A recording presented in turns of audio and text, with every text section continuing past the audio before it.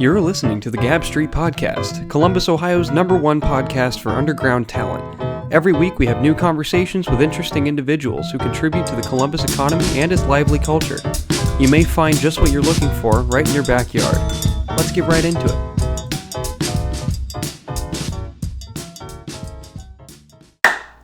And he was sitting there, and he just snorted this bag of powdered caffeine in front of me. And he goes, "Dude, check this out." And he gets out of the car and he sprints toward the school and he falls down halfway. Just kind of lays there for a minute. Was his nose okay? I don't know, man. I didn't see him for a while after that. I feel like that's not healthy. No, He's okay now. It's okay. I don't see. It's probably not. Is it that much different from? I mean, it's just a way to ingest a substance. So it's just like if you do cocaine, if you do Molly, if you do Adderall, like if you sniff it. Ooh, be careful, I can talk about this for hours. This episode's all about drugs. Like, we've already done one of those, Aaron. Sniffing caffeine probably isn't good, but I'm sure it's not like terrible. It's just like sniffing anything. I would rather sniff cocaine than caffeine powder. Cause like cocaine, no, cocaine is designed for your nose. Caffeine powder is not designed for your nose. I've never heard of caffeine powder. So I don't know what that probably tears up your sinuses. Wait, also, what is my language allowed to be like on this? No, whatever. It's whatever. Okay. Yeah, it's cool. That guy. we are rated E for explicit on Spotify.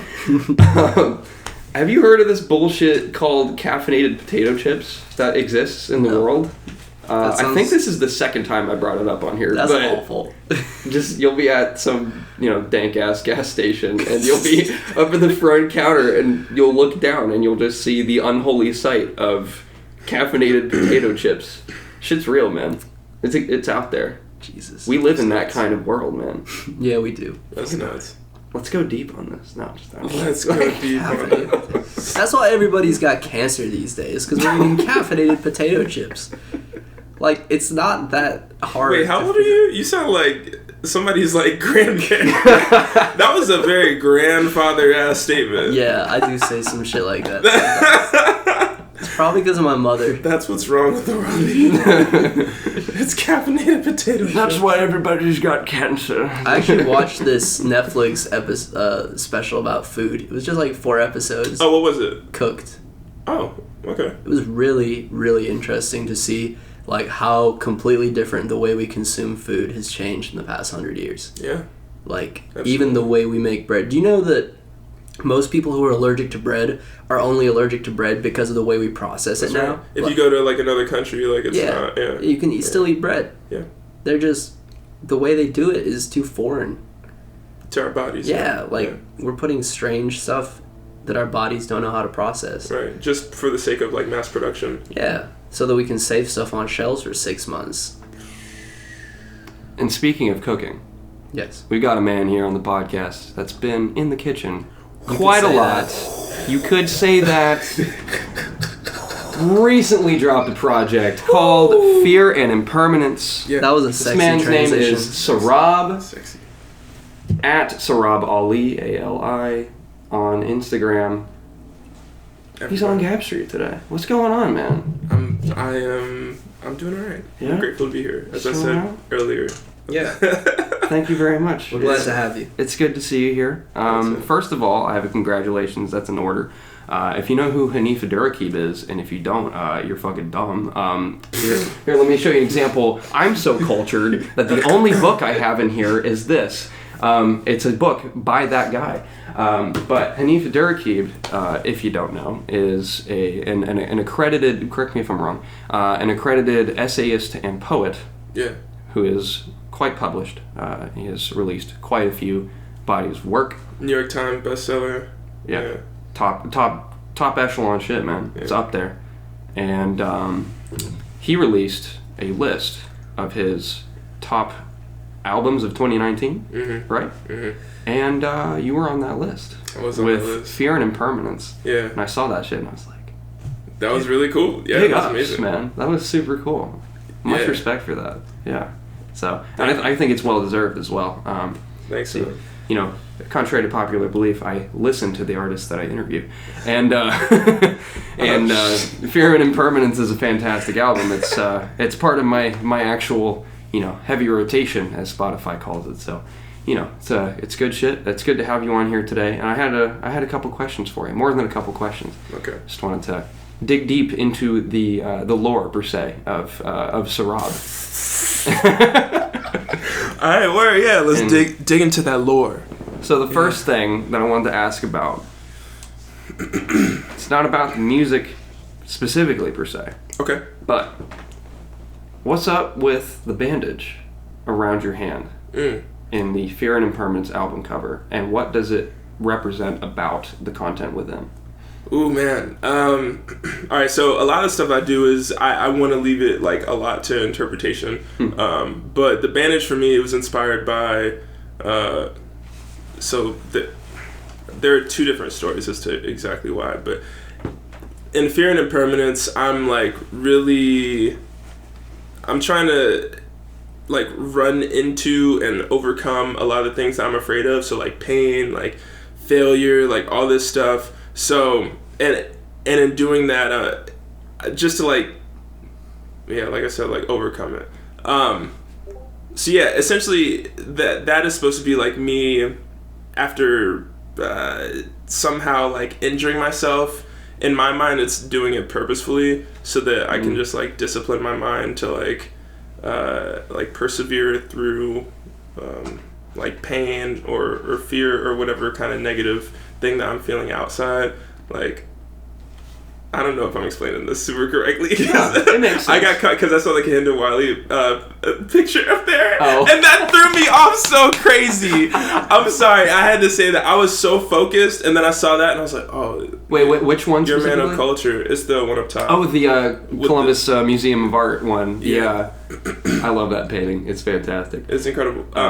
I think so it's more of a representation of self-flagellation, sort of. That's exactly it. Yes. Yeah. So kind of self-punishment for perceived shortcomings in a way. So not even like perceived shortcomings. It's just to like put myself through like pain, just to train my mind to like persevere through it. So, and I do that. I mean, I don't cut myself in real life, but I do things to challenge myself, to put myself through like these tests so that when I'm actually going through like a real kind of adversity or like real suffering, I'm already equipped with the tools to overcome it. So I do that in like a number of ways. Okay. And that's what Fear and Impermanence was. It's like, okay, I'm like literally cutting myself open, and let's see like how well I can like think critically despite the fact that I'm like bleeding profusely. I see. Like, how well can I focus? So that's interesting. What kind of ways do you, or can you give me an example of like a way you would test yourself, put yourself through some discomfort? Ooh, man. Go to work without coffee. Go to work without coffee. Yeah, I mean, just like depriving myself of... I probably sound crazy on this fucking podcast. I'm a very normal person. I'm very regular. But it's just to train myself. It comes from like my background as like an athlete. Like we were trained to like deprive ourselves of certain things so that like when it's the fourth quarter, you ain't have no water, like you're tired, like all this shit. What are you supposed to do? You still have to go out and perform. You still have to hit this clutch bucket or lock down like the ball handler or whatever. So yeah, stuff that I do is I don't know, just deprive myself of things and make myself like focus harder. So it manifests more in physical deprivations rather than mental deprivations? Yeah, absolutely, yeah. The physical deprivations are to like make my mind like stronger and sharper. Yeah. I see. Yeah, it's a good idea. Yeah, that is important to do, I think. I'm actually planning on... we're going to record like 4 episodes in a row during this week, but I got spring break coming up in a few weeks, and I'm going to take a tea break from coffee.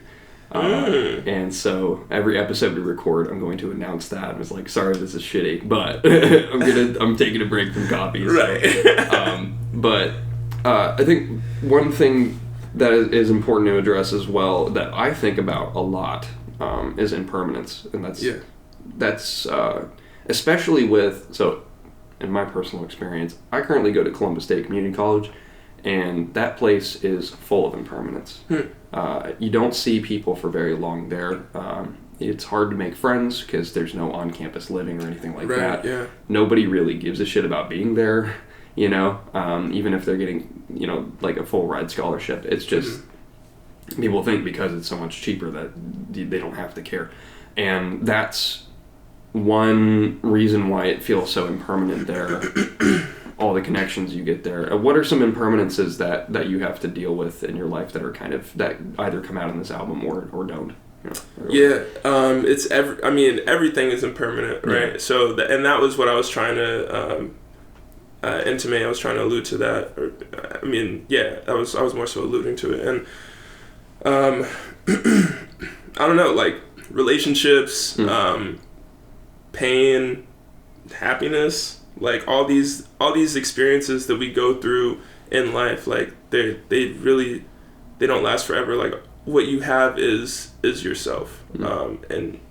And when I realized that, I was like, I need to separate myself from a lot of these physical things in order to like continue to strengthen myself, like spiritually and like intellectually and psychologically, like all these different things. I need to make this better because the physical or the extrinsic, it doesn't last, but the intrinsic, it does last. Mind if I nerd about psychology for a minute? I got a question. Do you meditate? I don't meditate. You sound like someone that meditates, bro. I do not meditate. That's good though. That's just like that sort of mindset comes to you naturally then. I don't know if naturally, like, so I probably should meditate. I'm the same. Yeah. I honestly don't have the I don't have the discipline yet. Like it's hard for me to even sit through this isn't the same as meditation, but it's hard for me to sit through like a 30-minute episode of like a TV show. Mm-hmm. Like I try to watch like Curb Your Enthusiasm, and after like 20 minutes, I'll get 2/3 of the way through it, and I'm like, I gotta go do something. Yeah. Like I just freak out. I kind of like panic. So I should meditate. That would probably get me to peace or help me attain that. But I don't know. I'm gonna sound like a hypocrite because I have not been meditating either. But back when I was trying to, I did it for like 10 minutes. Yeah. If you do it just 10 minutes, it's actually a lot easier than like sitting down for half an hour. Okay. It's like I can't do that. Yeah. But you can actually get something out of 10 minutes. Have you heard of an app called Headspace? No, what's that? It's like an app that's specifically for meditation. Not sponsored, by the way. Yeah. That would be great though. Would that be fire? Headspace has a lot of money now. Yeah. But yeah. Yeah, shout out Headspace. I use them to meditate. But there's also like YouTube. You always get YouTube. Headspace sounds good. I really like that because it's geared toward that. That's sweet. It's like a whole bunch of guided meditations. It's brilliant. When when I was younger, I went to in my high school we had like these trips that we were able to take like every year, and one of the trips we took was to India and Nepal, and we were like on the border of like Pakistan, some other shit. That's awesome. But we went to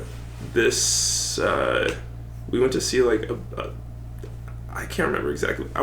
I'm trying not to say monastery because that's not the right word, but I know what you mean. Yeah, like their version of that. Yeah, exactly. Yeah. So we were studying like a lot about Buddhism and Islam, which I used to practice. The latter I used to practice, but like we saw monks who were there and just like focused for like.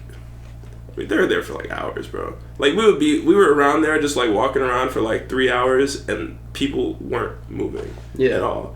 And that was really fascinating to me. I mean, obviously they like train themselves to do stuff like that, but some of that I took a piece of that like back home with me. You know what's crazy too is those people are probably having a way better time just sitting still than we are in our day-to-day lives. Yeah, for sure. Absolutely. Yeah. You're gonna have to drop that right now? No, I'm just kidding. It's fucking me up, man. Damn. Yeah, it's true. It's a true story. Yeah. I think the biggest overhaul that one person can go through in their life is a change of religion. Something like something as intense as that. And if you're okay with talking about it, Yeah. I mean, there's not a whole lot to say for me, but Okay. yeah. So, I grew up like Baptist Christian, and then when I was young, I kind of felt like that I just wasn't getting the answers that I was looking for, and a lot of my heroes, like as I started to just like educate myself more on like whatever I just used to read. I mean, I was a voracious reader. Right now, I don't really have as much time anymore. But like when I was young, I was like, up until I graduated college, I guess. I used to read like intensely, and just about anything. So like Malcolm X was like one of my heroes. Like Che Guevara was one of my heroes. Castro I used to read a lot about, and not because like I identified with these people, but just because they would just bring different perspectives, and I would read about like their background and why they were fighting and advocating for some of the things that they were like fighting for. And they're all disruptors. Yeah, they were disruptors. Yeah, they were. It was about like resistance, and I thought that was like really interesting.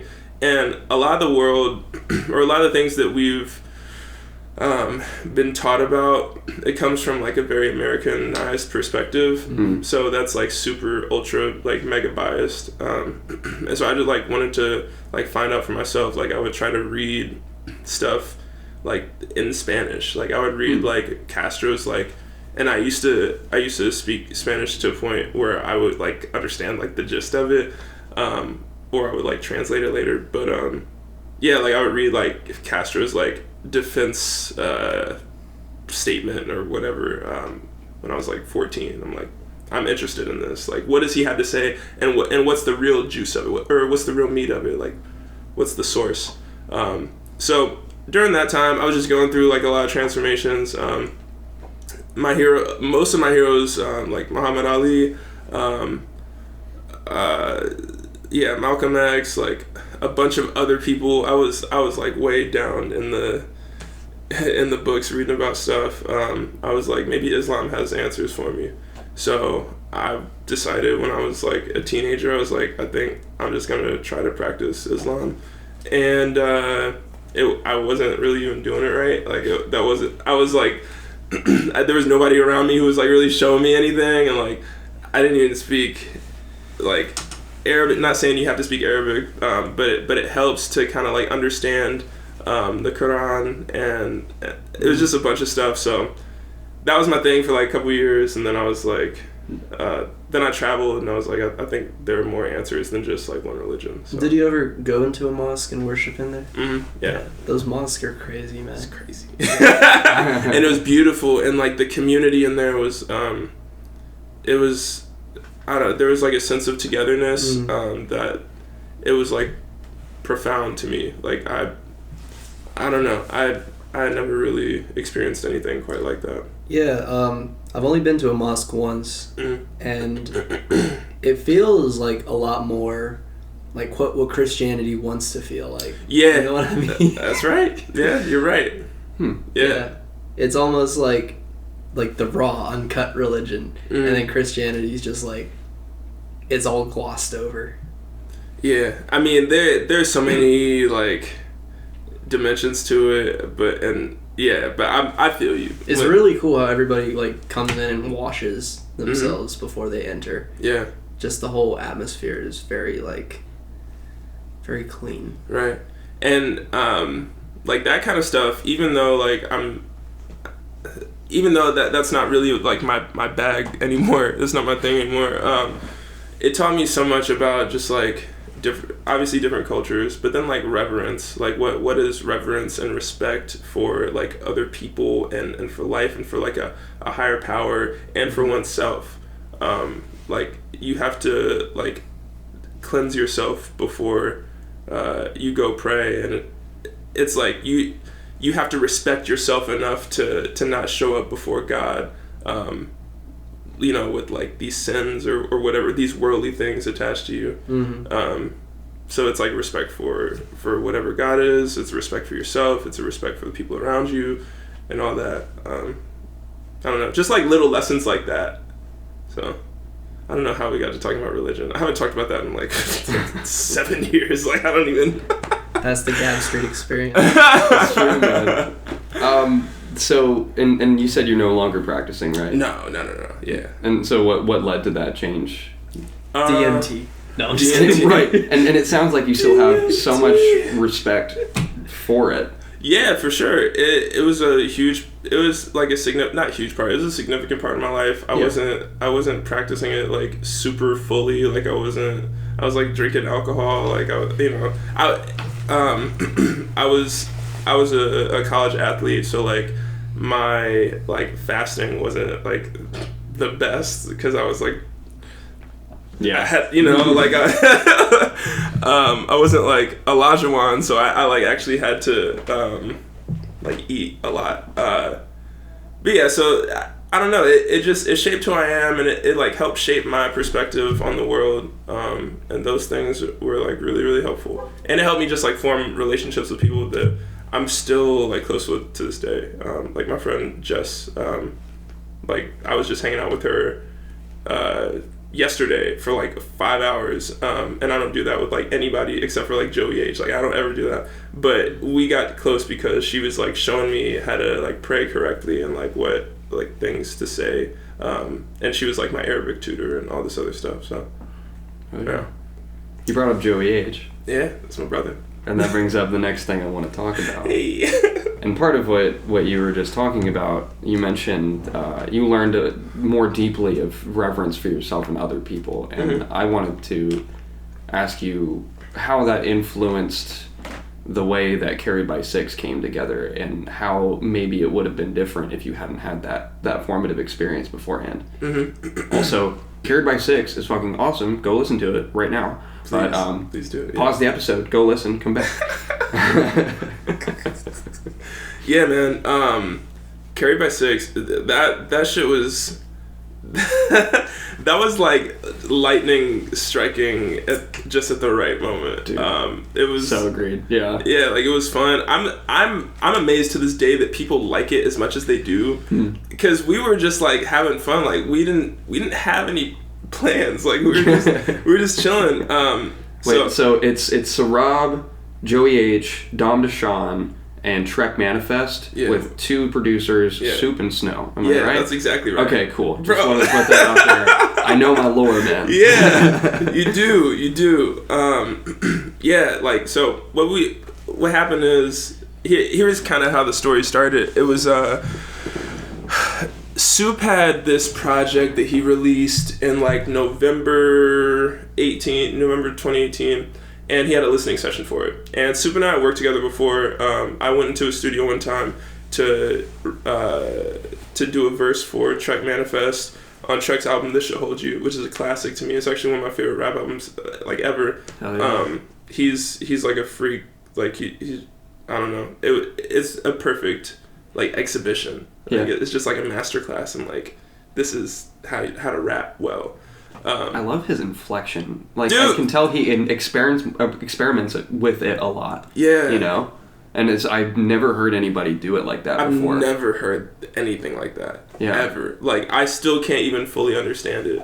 And I, like, memorize his verses. Like, I know, like for all, like... Damn, dude. Yeah, like, he's special. He's very important to me on, like, a personal level. But, That's respect. Nice. Yeah, he's great.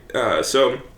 We showed up for Soup's listening session. It was at freaking Vaughn Studios, and good place. Yeah, awesome place. I recorded part of my album there, nice. And yeah, like he was playing these songs, and somebody came up to me and they were like, "Yo, like Sarob, are you on the album?" And I was like, "No," and I didn't think anything. I was like, "No, like what? Why would somebody like? I'm just here to support. Like I'm here, blah blah blah." And then he started playing these songs, and I was like, "Oh, these are really good." And then I started, I was like vibing out, and then like the switch flipped, and I went into competitive mode. Ooh. And that's when I like shut down, and I didn't talk to anyone for the rest of the session, and I was off in a corner writing to every... Joey told me about that. Yeah, you guys all like went into your own corners. You're just like, I just gotta do it better than this. Yeah. Like, yeah. Well, yeah, so that was for the Carried by Six joint, but I was like...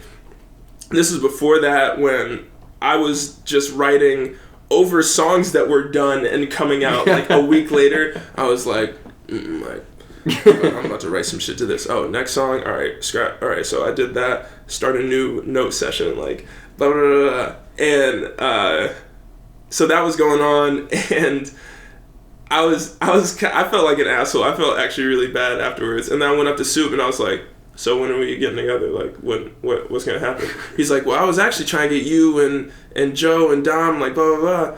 And we were like, okay, this week? And Soup was like, let's do, like, Wednesday. And we went in, and then... Bet. Yeah, it was bet. Yeah, exactly. We were just like, okay. And I was in that mode where I just get, like... It's probably hard to tell because I am polite. I'm nice. I'm super nice, super respectful. But sometimes there's that little bit of dog in me where I want to prove something to people. And yeah, so we went in and knocked out 2 songs, and then we went in another time and knocked out like 2 more songs, and then we went in and knocked out a couple more songs. And before that, like we had like 7. Like I can't remember exactly. I think that's how long it was, something like that. Yeah, it was something. Yeah, it was like an odd number. I'm gonna go ahead and list all of them and their lyrics. No, I'm just kidding. Right, Jesus. I love that you like it so much because we were just going in there like it was like we were just racing each other, and it was like a relay. So we were like competing with each other, like who can get done first, and then whoever's done, you go in. Somebody better be ready, like, and then you go right after them, and then once that's done, like the next person. So that's like how we were operating, and it lit such a fire within me, and it also helped me trust myself more, because I tend to overthink a lot. Like you can even tell just in the way that I talk, the way that I pause and stuff like that. I'm constantly like the gears are probably turning too much. I feel that. Yeah. 100%, dude. Yeah, you get me. So, but yeah, that made me just like let go and just like do your thing and trust yourself. And you're around people who are like they're gonna push you, but they're also here to love you in a way. Like I felt loved in there, and I felt respected, and that's why they're my family. Like I like personally am like close with them now. So yeah, man, the Carried by Six stuff was crazy. I have so much respect for everybody. Snow is the mastermind behind so much of it, and like he's the quietest one. Like you don't see, you might see Snow at a show, like, but he's the one who's chopping stuff up. Like a lot of it is him. I mean, everything is him and Soup collaborating, and then we want Soup to be like the figurehead and like the leader, because he's like the brain and the hands, like in terms of engineering and all that stuff. And then it's just like I was just there to like be a soldier, like, yo, how can I help? And that was fun. Dude, this sounds like this should be set up. You guys should set this up as like a 1-week summer camp. Yeah. Where you get like you select 6 people from like a lottery system, and then they get together with Snow and Soup and they do the same shit. Oh my god, dude! But see, that's a great idea. I don't know if a lot of people are willing to do that, because you do have to set your ego to the side. Yeah. With like. Oh, that's too much. Yeah, like I don't know if a lot of people are built for it, because. Trek and Soup are like, they're like brothers.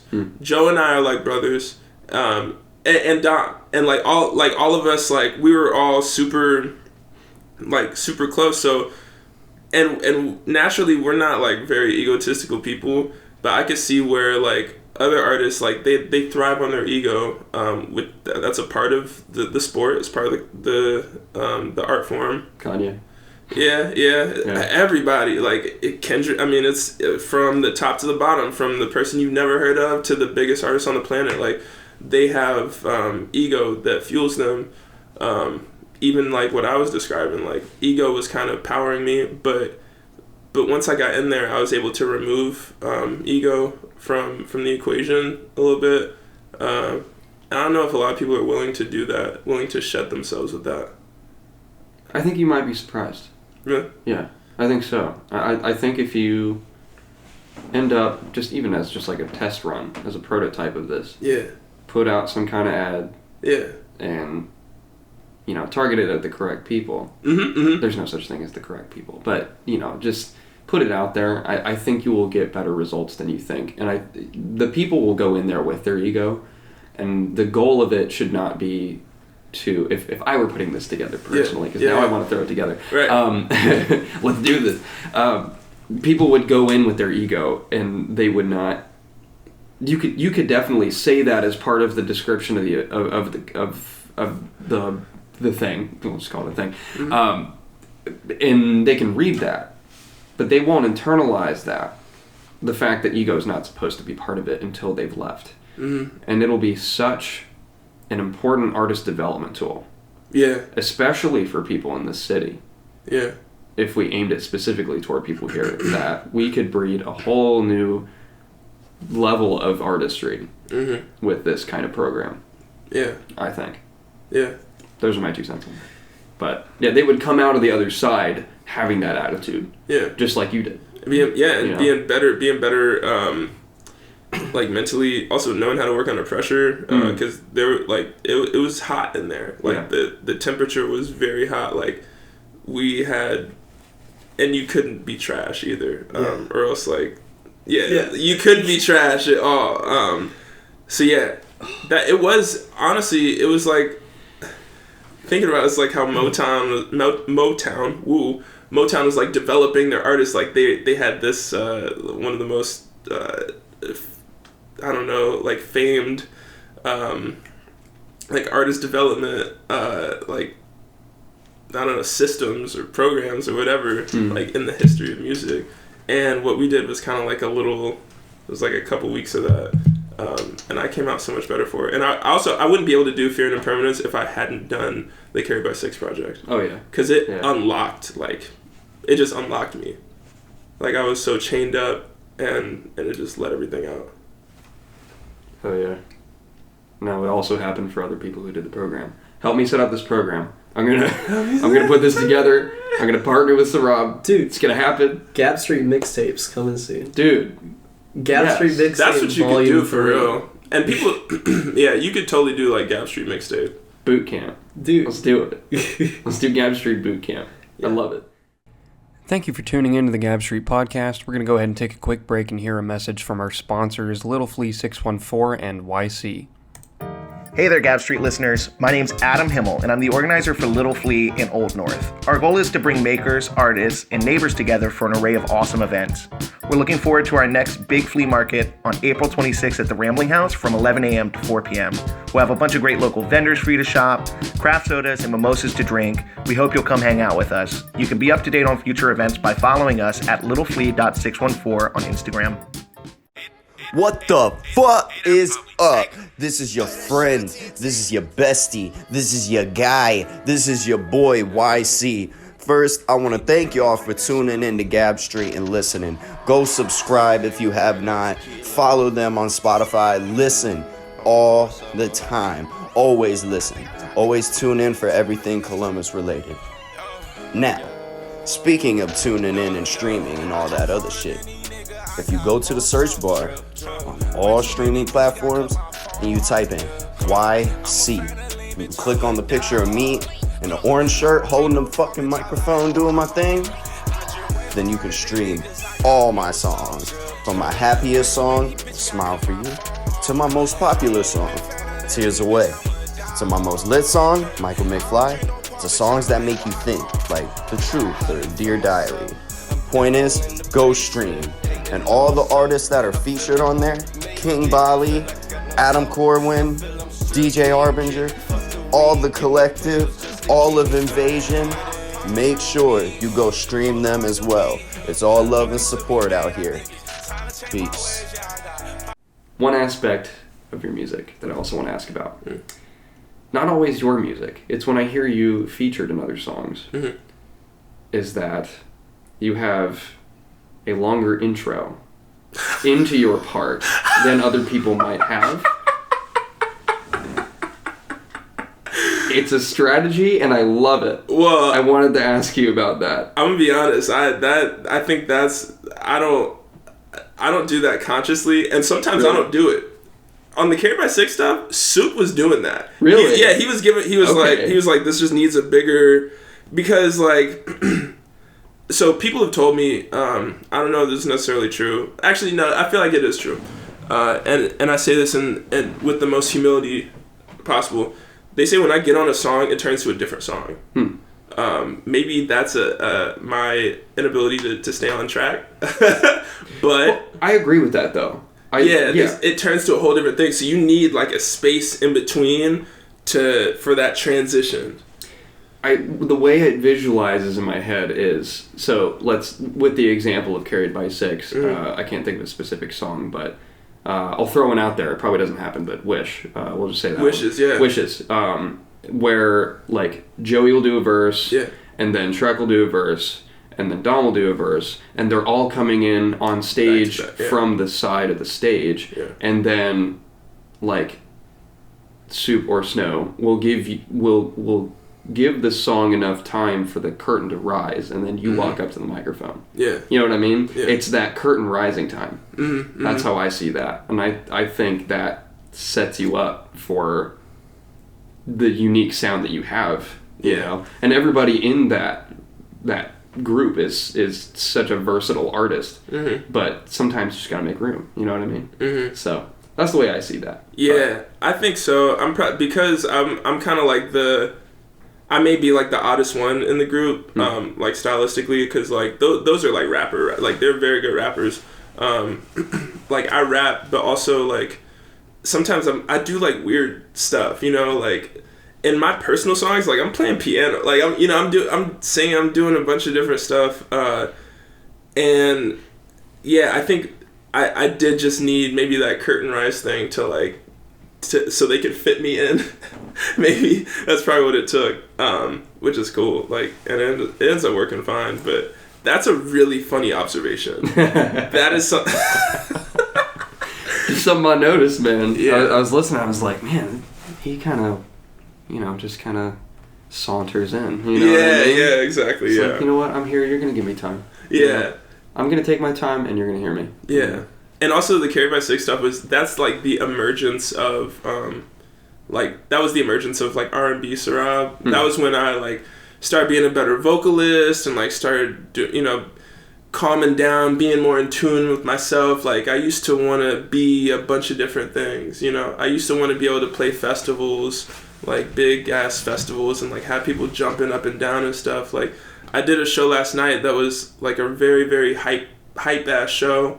Wild Goose Creative, right? Yeah, Wild Goose. Yeah, it was for Cassius Key's release party, and like he's an animal, and I come up and I'm just like, I took a seat, I grabbed a chair, I took a seat, and I was just like doing vocal runs and stuff like that, and the Carried by Six sessions and project, that was the beginning of me being able to do that. So yeah, that was like the emergence of like a whole different type of person. Oh yeah, that's cool. Let's step back a little bit. Yeah. Let's move back to the beginning. Before Carried by Six, before Hearing Impermanence. Yeah. Before, say, what's the name of it? I know White Moon's on it. What's the name of the Seeing in project? the Dark. Yeah. Seeing in the Dark. Yeah. First of all, Corey Park's feature on there fucking slaps. 100%. I have that song on my hype playlist. He's dude, you could not have gotten somebody better for that. No, for real. I couldn't. Oh my god. But anyway, I digress. What is what's the origin of all of this? What sparks the inspiration for you to begin this musical path? Ooh, how far back in the beginning do you want to go? Because I mean, we could go to like when I was like 2 years old, like playing piano. I mean, that might be it. What happened then? But I don't really quite remember. Yeah, man. Like I don't know if I always had an interest in music. I used to do other things. Like I tell people I've lived like different lives before I even started this one. But within like the 20-something years I've been around. But I mean, I was like, I grew up in like a very like writing intensive household. So like my mom was a journalist, and she wanted me to be like a super strong writer. I used to like have to edit Time Magazine and New York Times. Like she would have me go in and look for like grammatical mistakes. Like I have to read through like everything. She would give me articles and say like, hey, what do you see in here? So that developed me, my sensibilities as a writer, and like my technical ability as a writer and communicator. That's so important to be able to communicate well and properly. Yeah. You know? Yeah. And just being able to write, like if you can write well, that means that you can think well. Yeah. So. And it's lost on a lot of people, to be completely honest. Yeah. But it is. You know, to hear, I'm just excited because to hear that coming from someone else is kind of a rare thing, because I had a similar, you know, attitude around being able to intelligently communicate as I was being raised. So good to hear that. Continue. Absolutely. So like that's how I grew up. Like my mom used to, it was intense. Like she's also, I love her like to like I don't even need to, if I talk about how much I love my mom like right now, like I'm gonna get sidetracked, I'm gonna get emotional. Like she's like everything to me. But yeah, man, like that's how I grew up. And then also I was an athlete, so like I played basketball. I went to college and played basketball. I wasn't sweet, I wasn't like a superstar, but that was like that was my thing. And let's see, maybe like in high school,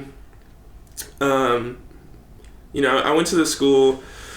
I shouldn't say that. I'm not gonna say the name, but because I don't want them to feel bad. I rock with them very heavily now. They support me in a lot of ways. But the culture at the high school was like really interesting. I was the only black. I was one of very few black people there. It was a private school, very expensive. Cost more to go there than it cost us to go to college. It cost me to go to college. Like it was that type of thing. So yeah, like and I'm from the city, so. When I came over there from public school, I came from like a creative arts type like writing magnet school. I was different. I dressed differently. I talked differently. I was one of very few who were like me or were even from my area, and that kind of set this tone where I felt undervalued, and I felt like people just weren't hearing me or they just didn't. They didn't get it, and that hurt a lot. That hurt for years. It still hurts. And let's see. So a couple years, you know, go by, and I'm just trying to find myself, as we all are in high school. Like this shit's hard, and I end up. There's this song called. What's it called? There's a song called "The Narrow Path" by an artist named Blue. Okay. It was on an album called Below the Heavens. With Exile, right? Yeah, with Exile. Okay. Exactly, yeah. So The Narrow Path, I was in my friend's, I was in Shane Ellis's, shout out Shane, he's in Columbus now, I don't know where he is. I was in Shane, or no, it wasn't Shane's car. We were in somebody else's car. It was like a black Honda Civic. We were all just kicking it in there.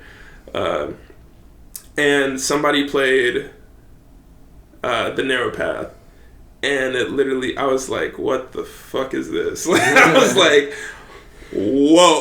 It was like taking DMT, like for real. I swear, like it, from that moment on, things just like my eyes got wider. It just like unlocked something within me, in my mind. Like I saw the world differently. It was like I was like looking at shapes. Like I can't even describe it, and I'm clearly romanticizing and embellishing. But that sounds fucking psychedelic. Yeah, it was like a psychedelic, and it was a life altering experience.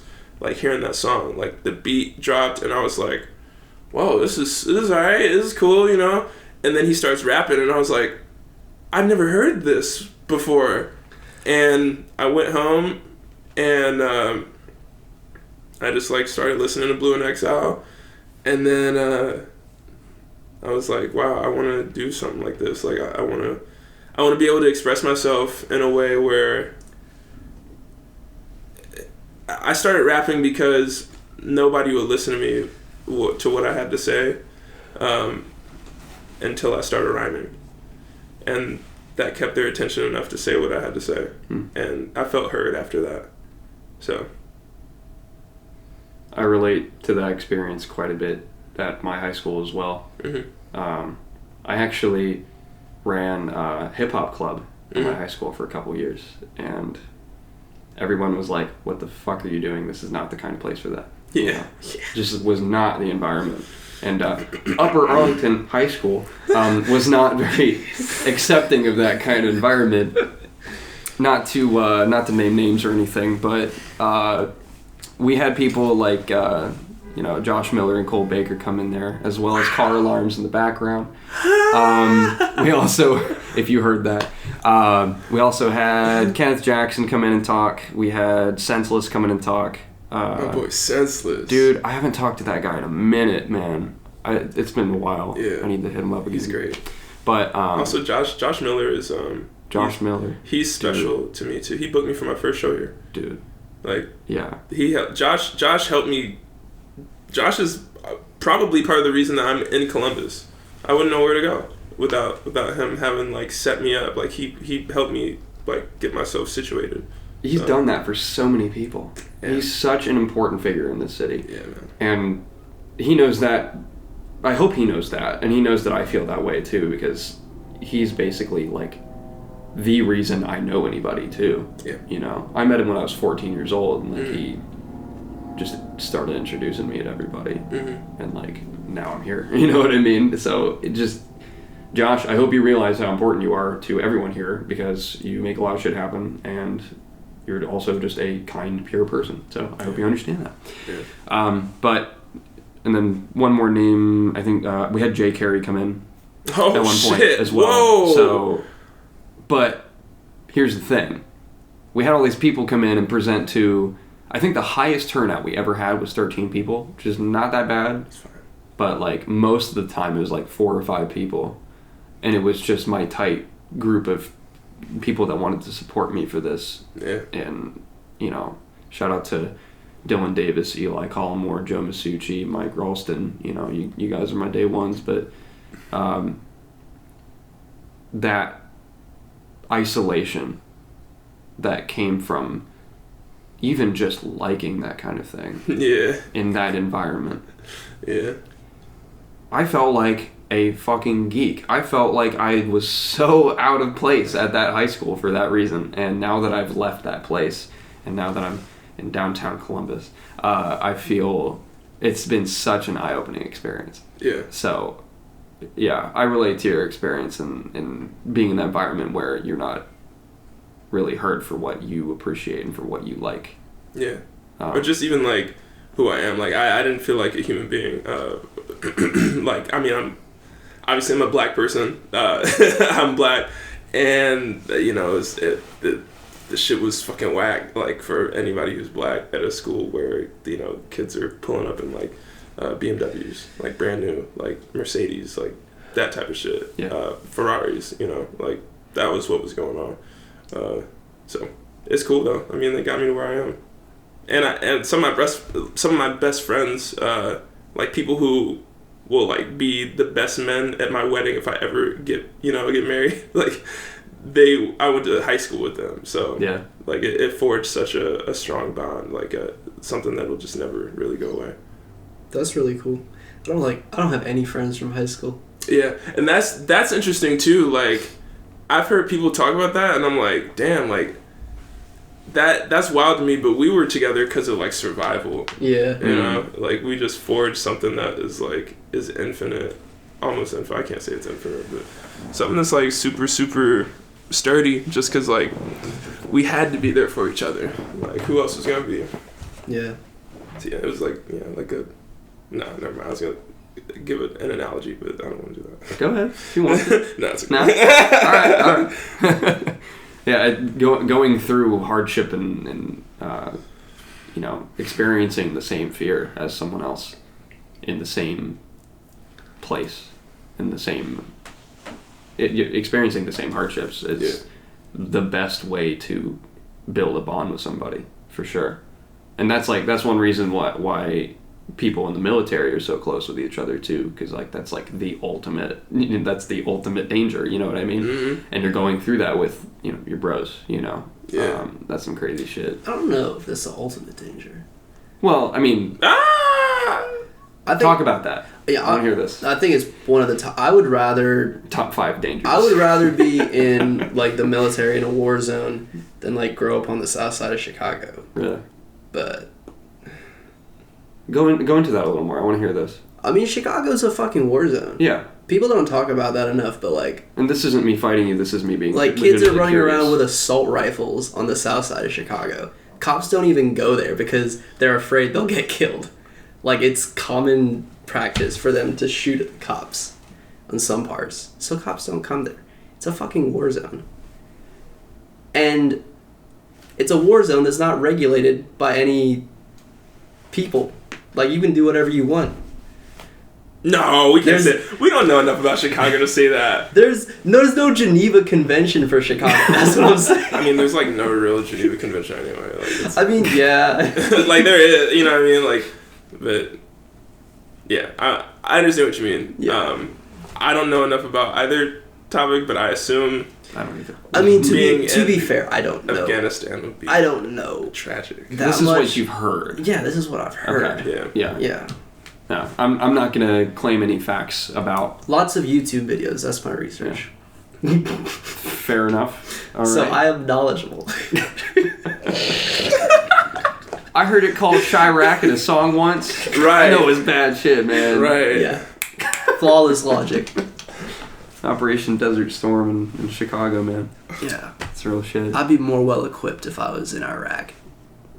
I'd have a government to support me. You know what? That is a good point, though. Because when you're in an actual area that is classified as a war zone, you are given war materials. And when a place like Chicago, as we're talking about it as lay people who don't understand the intricacies, maybe that environment, since it's not, again, denoted as specifically a zone of war, by the Leviathan we have over us as the government, you are a little less equipped. Plus, if I'm in Iraq, I know that my family's all the way over there in safety. Out of danger, yeah. But if I'm growing up there, then, like, my family's in it too. Fair so, enough. Okay. Well, yeah, I'll pick Iraq. let's do some research on Chicago between now and the next episode. And we'll That would actually be a good episode. do a little education. Just, like, go in and tell people who are uneducated. And educate ourselves about, what happens in Columbus, too. You're right. Because Columbus isn't the best place. Similar shit happens here, man. Yeah. Not to the extent, but, I digress. we have like a high like police like killing, or like police kill a lot of on our people here. Yeah. Apparently, I've seen stats, and I was like, this is extraordinarily high, but Yeah. I mean, anything is one is too high, but Right. but yeah, like apparently it's like a higher rate than most major cities. So if we're considered a major city, We are. I think so. we are. Yeah. Columbus is like... we're like 15 right now. Or 15. We're like almost top 10 most populated. That's fucking crazy. I know, right? We, as That's weird. our metropolitan area in Columbus, is more populous than San Francisco's metropolitan area. So, like, it's arguably a smaller tract of land, Mm-hmm. but if we're going by definition of, Mm-hmm. the township, then it is more populous, technically. Mm-hmm. So, I don't remember where I heard that, but it was a reputable source. We'll go with that. The internet. I believe that. No, exactly, I yeah. do believe that for sure. I think it was from Matter News. Matter News. Cassie Young and Jalen Grisso on. They talked about that. But, yeah, I have heard that statistic, and I forget where from, but I have heard about the high rate of police brutality going on here. Yeah. And I'm not going to go any deeper into it because I don't know any of the intricacies here. Yeah, I should educate myself on it, but that's real shit everywhere. Like, you know. Dude, we always real- end up going into deep ass conversation. We need to have an episode that's just for the deep conversations. Yes. this is what's wrong with the world. I'll just take a mashup of all the deep moments, put them into one episode. Yeah. That'll be good.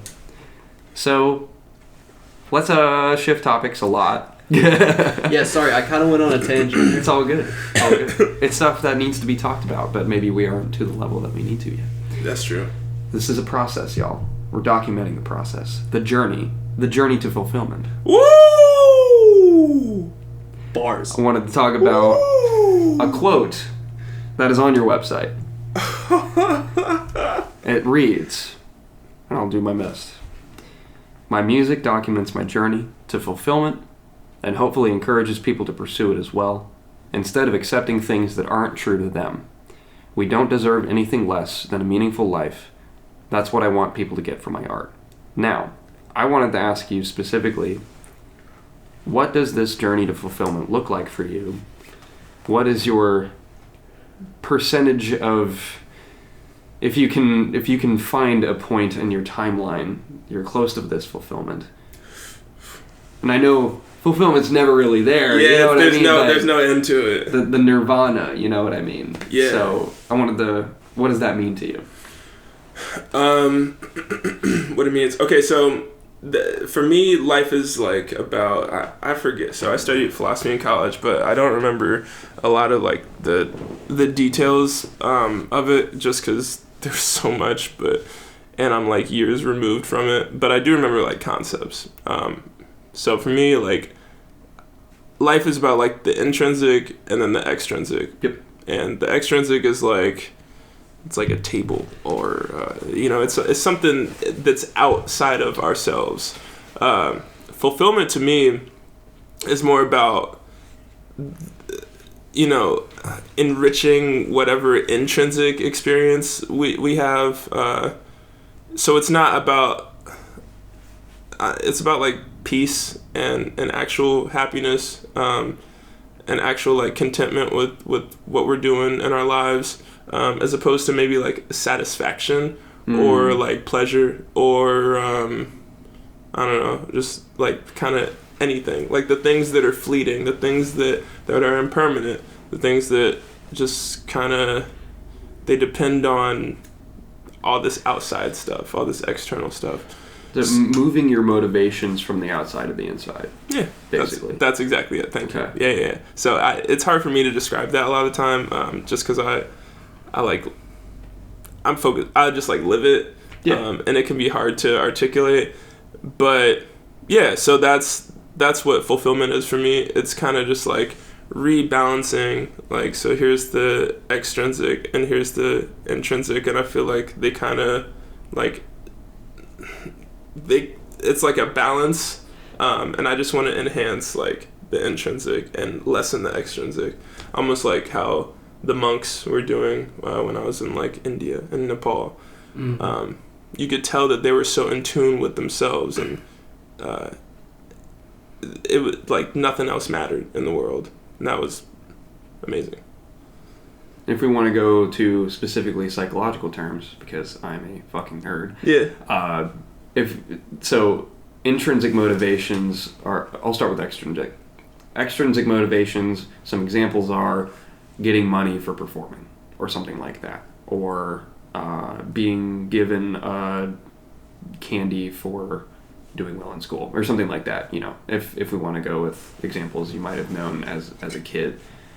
And intrinsic values and intrinsic motivations specifically geared toward, I want to do this because it is fulfilling. It in and of itself, this is something that I care about. Yeah. And the merit. So for me, like, merit is that was like me in college too. I was like, I don't really give a fuck. Oh, well, yeah. I don't. I was like, go ahead. You're good. I was like, I don't give a fuck about my grades. Now my grades are great. They were good, but I didn't care about that. I was like, it's the merit. It's the actual, like, I'm doing this and I'm learning. Like, I'm putting something into it. And I expect to get something out of it. Like, I'm just doing it because in and of itself, it is, it brings me, it improves me, it enhances me, it enriches my life. And when you do things for like those kinds of reasons, like I feel like it keeps you motivated on the shit that actually like means something, like on continuing to like read even after school, continuing to like develop yourself, continuing to like if you're actually like receiving like the concepts and everything, like it's not about the grades and all that shit. A good quote for this is oh my god, I'm about to butcher it. So Kendrick, and I think it's in like Mama or something like that, of To Pimp a Butterfly. To Pimp a Butterfly. Album cover right over there. Album cover right there. He said like something, I don't need recognition, or he's like, I just do what I do and I don't really need the recognition. Like the way I'm rewarded, it's God's decision. So like that's literally exactly how I'm like trying to live my life. Do you mind if I throw out a counter to that? Go ahead. When it comes to the case of Kendrick. Go ahead. It's very easy to say that when you have the recognition already. That's a fact. Agreed. And as much as I respect Kendrick, I have the utmost respect for him and his artistry. You have to keep that in consideration. Yeah, you do. Know? Yeah. Yeah. And it's that means more when it's coming from somebody that hasn't already achieved that much. Mm-hmm. So, food for thought. Keep that in mind, I guess. Yeah, no, I agree with you on that, for sure. Yeah, like, let's say, Kanye with his fucking stacks is like, yeah, man, I don't care about money. Like, I don't need that shit. You know? Yeah. Right, and obviously you do need money, like, yeah, but like, yeah, doing the work, like, gets you the money for me. That's what I think. The work comes first. The work comes first, yeah. Respect. Lots of work. Yeah. More work than anybody expects. Yep. Yeah. Yep. Endless work. It's true. Non-impermanent work. The impermanence is no longer there. It's infinite work. All right. Let's see. We are at exactly an hour. Holy shit. Let's see if there's This has been a anything long time. else to cover here. Oh, okay. So, act like you know me. This is the big headline on your website in the About section. Yeah. What does that mean? Okay, so there was this ad lib I did. I'll keep it brief, but there was an ad lib I did like way back, and it was like act like you know. It's like act like you know me, baby. And I don't know why I did that. It was just funny. And so there's nothing like super deep about that, but it was interesting because around that time, like I wanted people to, I don't know. I just want to like connect with people. I mean, I do want to connect with people, but It's like I did a while ago. I did, yeah, like, yeah. Nah, I don't want to connect with fucking any of these peasants. That's the very opposite of my subjects. Right, my subject. Yeah, no. I definitely want to connect with people. That's important to me. But yeah, like I just wanted to kind of like in my music, I invite people into my life. It's very, very personal. It's, it's pretty much just me. Like, I don't really do features. Like, I don't invite people on my songs like that. It's just like, come say what's up, like that kind of thing. But it was really playful. It was just playing off of like the ad lib. I probably need to change it, but I don't know what else to say anymore. So maybe I'll just keep it there. I think it's an intriguing headline to get you to read the rest. Right. Yeah. I was like, oh shit, okay. Yeah, well, I was already going to research, but now I am more interested in the research. Yeah. So, that worked out. Cool. Let's see. Anything else? Would you like to go into your writing process at all, or? Yeah, I can do that. It's up to you. I know time is a factor, so you can ask me anything. And I'll keep it more brief this time. I was going on these elongated answers. Answers for as long as you like. Mm-hmm. So what kind of environment do you set up for yourself when it comes to getting in the creative mindset, getting something creative done that ends up with the best results? Mm-hmm. Normally it is, so I write throughout the day. I was gonna say all day. I don't write all day. I write throughout the day. What are you doing right now? Right. Have you written anything yet today? No. No. Ooh, Yeah, not yet. Keeping them accountable. No, yeah, keep me accountable. No. I also haven't eaten today, so that's an. Oh, damn. I Damn. definitely got up and Same. got my ass over here. Only gotten food for thought today, I see. Ooh. yeah. I've only had food for thought. I'm definitely about to hit Kroger after this, but, I'm curious though. I like comparing my stats with other people. So like, what are you writing? Like a 16, couple 16s a day, something like that? Hell no, I'm not doing that shit. That's crazy. People who do that, like, no. That can work. So when you're writing, it's more like just like a line or two. You're not like actually just like writing a whole 16. I'm usually not. Yeah, I'm usually just writing notes. Mm-hmm. So it'll be like just to trigger something. Because like to be coming up with lyrics. Excuse me. Coming up with lyrics isn't like super difficult. It's making sure that my message is precise and accurate. It's got to be sharp. Yeah. It's got to be aligned with exactly what I want to say, and it has to hit. Mm-hmm. You know, the person. Like you don't want to be jumping all over the place in your lyrics. Right. Exactly. Yeah. So I just kind of like write notes to like trigger my thought, and then maybe when I hear like a sound or whatever, maybe when I'm like thinking of a beat or something like that, like that's when I'll go and write like a whole verse, and that's simple. But yeah, I just kind of like take notes on like how I feel during the day or something. That's interesting. Just like writing down like I feel. You're probably trying to be more poetic with it though. Right? I am poetic with it. Yeah, you're not just like, oh, I feel hungry and a little tired. Yeah. hungry and a little tired. That's fucking. Dude, spitting bars right now. Come on, man. Right. Calm down. This isn't your episode. Yeah, that was a freestyle off the top. I feel hungry and tired. No, I'll just kind of say like, yeah, I might put it in like lines, but it's more like those aren't gonna really stay. It's just to kind of get an idea out. And, yeah, exactly. Impermanence. Just gotta keep throwing it out there. Bro, that's it. I have like essays on the whole fear and impermanence concept, but I didn't want to put it out because I was like, I don't want to belabor it. What? Yeah, I didn't want to like. I don't want to read this shit. It's cool, but it was strange, man. Like these were like, nobody wants to read that shit. I know you just said that you do, but it was like philosophy essays. And I've done the same shit, dude. Yeah. Yeah, like it didn't feel right. Like it felt like I was felt like self-aggrandizing, and I try to avoid that. So I'm like, I gave people the music, like, I would give them videos and some other shit, but I'm not gonna try to like be like super highbrow and like try to be mad like esoteric and all this shit. Did you read Kanye's essays? If Kanye released like a book of essays, I would. I saw Jesus is King, so we saw that together. Yeah. I didn't see it. Well, so it was him at the It was literally a 40-minute. No, it wasn't even 40 minutes. Bro, it was half an hour. Okay, well, you got there 10 minutes late. It was 40 minutes. Okay, so, yeah, I show up. I'm late. And Corey's like, they've just been singing gospel the entire time. Yeah. And then we get in, and it's pretty much just like a church service, but on the IMAX screen.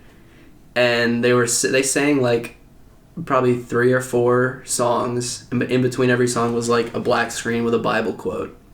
And then there was another shot of Kanye sweeping the floor, and then a close-up of a baby nursing. Roll credits. Jesus is King. Created by Kanye. It was like a YouTube video. Yeah. They showed us a YouTube video in IMAX, bro, and I paid like $30 for that. You ended up paying a total of $30. You covered my ticket, man. Yeah. Actually, no, because I bought like advertising on Gap Street. That's right. Yeah, you traded. Back when you heard the message about his upcoming EP after it already came out. Hey, that was only half the time. It was accurate for the first month. So anyway, that's the story of how. But yeah, Jesus is king. That was Jesus' king. That was Jesus' king. Yeah. Old Kanye, new Kanye. Gonna bring that back, dude. Is that gonna be the meme? Yeah, today? old Kanye, new Kanye. Who do you Let's prefer? talk about it. Is that a question? He said, "Is that a question?"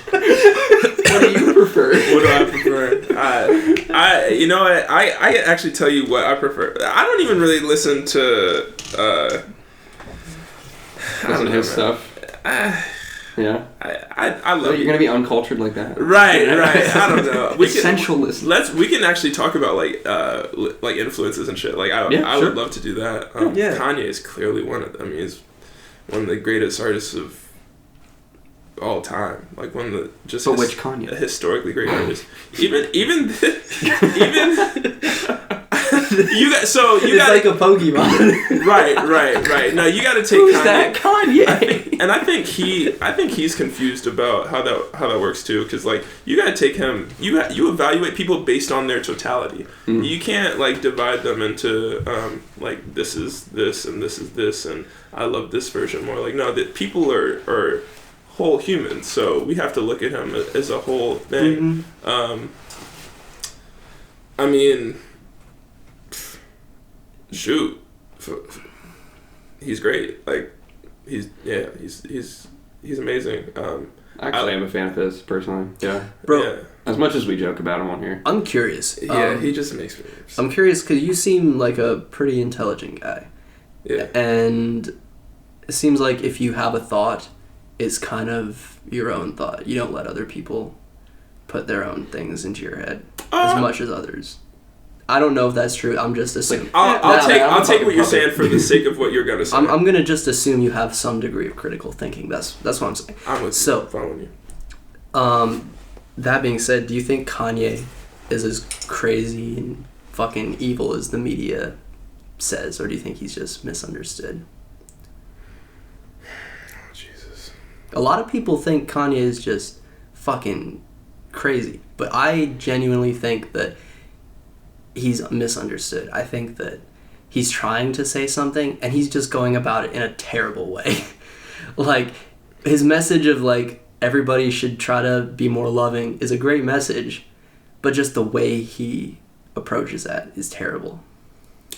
Oh god, I didn't know this was gonna turn into a So I have I mean you can give me a no comment if you Right. No, I should be responsible and say the right thing, is at least based on like what I think is a fair assessment. So I think he is obsessed with being. All right, so people who are at his level are obsessed. They are obsessive. I'm obsessive. I'm not at his level, but to be good at anything, you have to be like obsessed with a lot of shit and. He's obsessed with this idea that to be like a historic figure, you have to be like controversial. So he equates being ahead of his time with being controversial. Or rather it's vice versa. So he equates being controversial as being ahead of his time. So he does things to be controversial because he thinks that that's being so progressive that people don't understand it. And I think that's a false equivalency. I think there's a lot of ego that's entangled with that.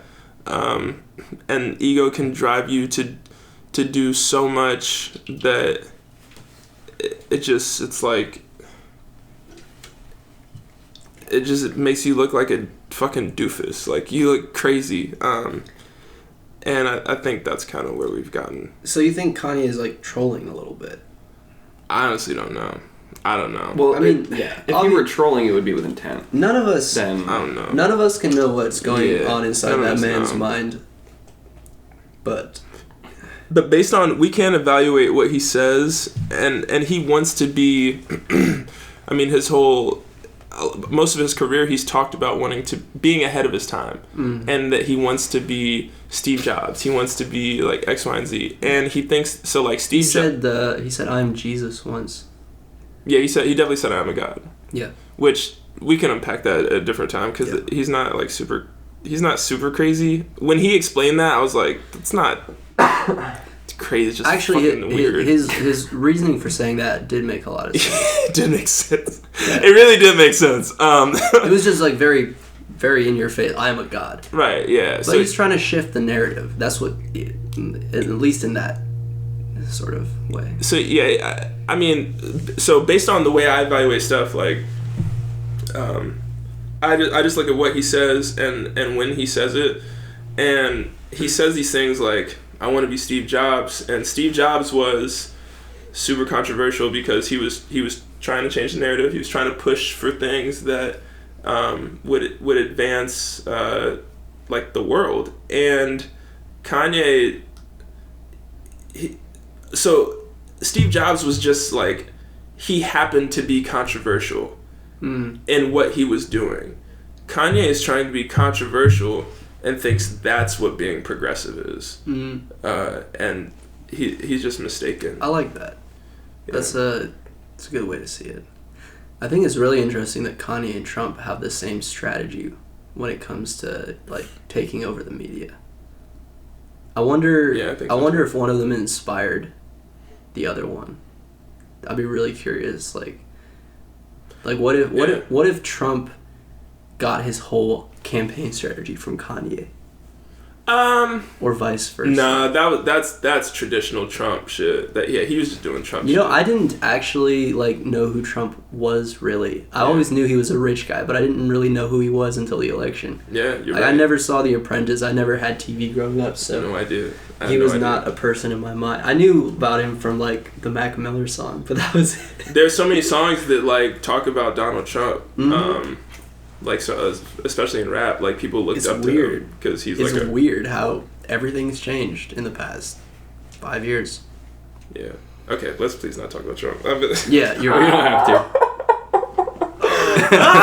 to. We don't need more of him. Yeah, we don't need more of that. Okay, one more question, so that we don't have to end on that note. Okay. But what makes you a unique artist in Columbus?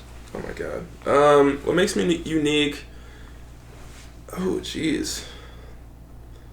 I mean, I think I'm gonna sound like Mr. Rogers, but I think clearly everybody's unique. But that wasn't really a question. What makes me unique is that it's a beautiful day in the neighborhood. Right.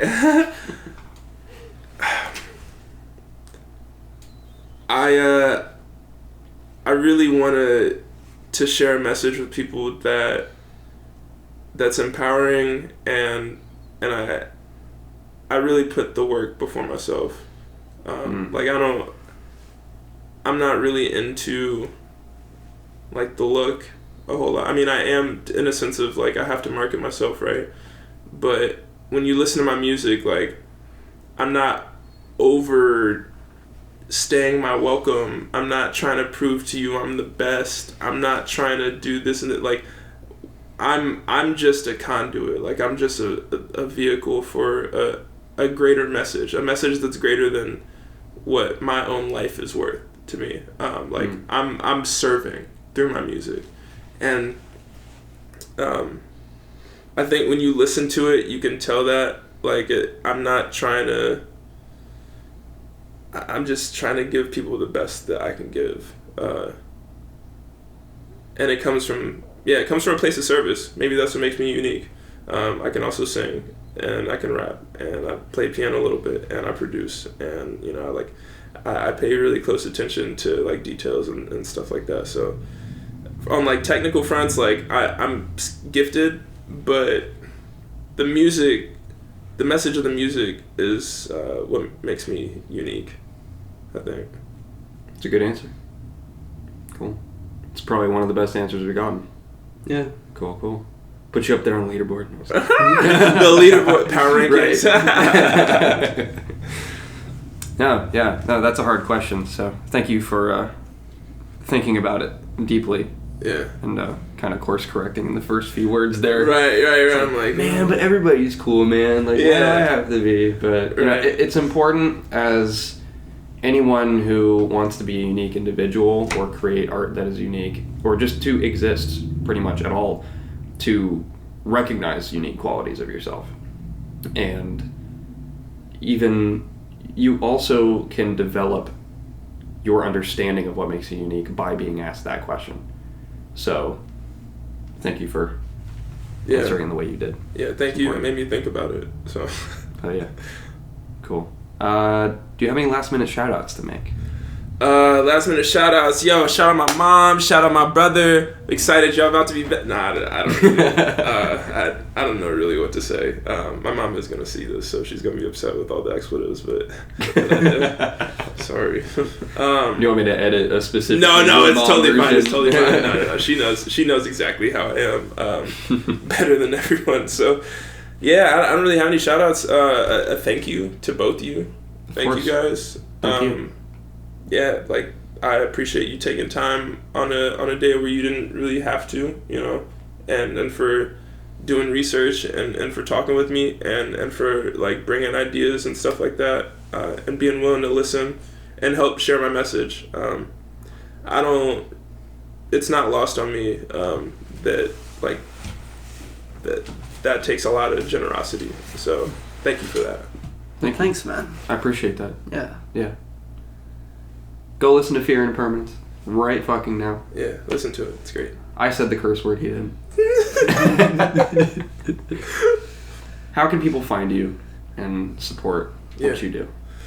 How can people support? So I'm my Instagram, my Twitter, all my handles, all that stuff is Sarob Ali. That's SAROBALI. And come to a show. Come like experience a moment with me. Come talk to me after a show. Please not before a show. And yeah, I don't know. Just I want to build like real, like a community of people who really like rock with what I do. So yeah, like if you like what you hear, like don't be afraid. Don't be shy to become a part of that community. That's pretty much it. Good shit. Hell yeah. Yeah. Thanks, bro. Join the pedestrian movement. Join the mailing list. So you'll know who's on in the next 2 weeks. This was recorded before the party. This is released after the party. So if you had a good time at the party, thank you for coming. There will be more celebrations. There will be more artists performing. There will be more giveaways from local businesses. So please stay up to date with us. Follow us on Instagram, Gab Street Podcast. Thank you for listening this week. And as always, we will catch you next Wednesday morning. Thank you very much.